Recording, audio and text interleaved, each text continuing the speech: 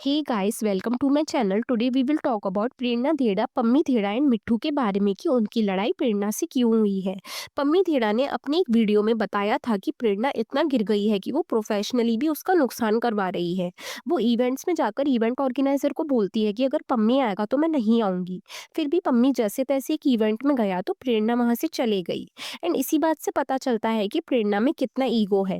And जब से पम्मी प्रेरणा अलग हुए हैं, इनकी ऑडियंस भी सेपरेट हो गई है। पहले ऑडियंस इन दोनों को साथ में देखती थी, बट अब फुल सपोर्ट ऑडियंस का पम्मी धेड़ा को है। एंड अभी रिसेंटली ना पम्मी एक पॉडकास्ट चैनल पर भी गए थे। एंड उधर पम्मी ने बोला कि मैं डाइवोर्स नहीं लेना चाहता प्रेरणा से, अगर वो आएगी तो मैं खुशी खुशी उसे एक्सेप्ट कर लूंगा। बट प्रेरणा ने अगले दिन ब्लॉग डालकर बोला कि मैं डाइवोर्स लूंगी एंड ये मेरा फाइनल डिसीजन है, मुझे कोई फोर्स नहीं कर रहा। एंड जो लोग इन्हें देखते हैं उन्हें पता होगा कि प्रेरणा की एक खास दोस्त थी जिसका नाम था मिट्ठू। एंड इनका फ्रेंड से ज़्यादा फैमिली जैसा बॉन्ड था। एक दूसरे के घर जाना, रुकना, पार्टीज करना एंड प्रेरणा एंड मिट्ठू को देखने को मिलता था। लेकिन पिछले कुछ टाइम से इनका मिलना बंद हो गया है, सिर्फ इवेंट्स पर ही ये लोग मिलते थे।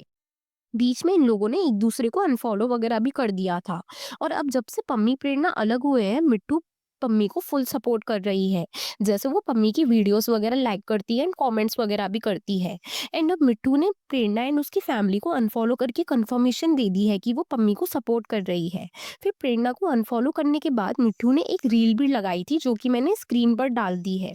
उसमें उसने लिखा था कि अगर मैं किसी को अनफॉलो या ब्लॉक कर दूं तो समझ जाना कि मैंने दिवाली की सफाई कर दी है। इसके बाद प्रेरणा ने एक स्टोरी लगाई एंड उसमें उसने काफ़ी इनडायरेक्टली वे में मिट्ठू के बारे में लिखा कि मैं करवा दूँगी बहुत अच्छे से सफाई। एंड प्रेरणा ने उसमें ये भी लिखा था कि औकात में रहो और मुझसे पंगे मत लो, और उसने बहुत ही ज़्यादा उल्टा बोला था मिट्ठू के बारे में उस स्टोरी में। एंड प्रेरणा धमकी ऐसे दे रही थी कि जैसे यही एक डॉन है और इससे होता कुछ है नहीं। इसके बाद प्रेरणा का फिर से एक ब्लॉग आता है जिसमें इसने फिर से पम्मी के बारे में बोला था कि अब मैं इस आदमी के साथ नहीं रह सकती। अब मेरा एंड हो गया है, ये डिसीजन अब मेरा फाइनल है, मुझे कोई फोर्स नहीं कर रहा।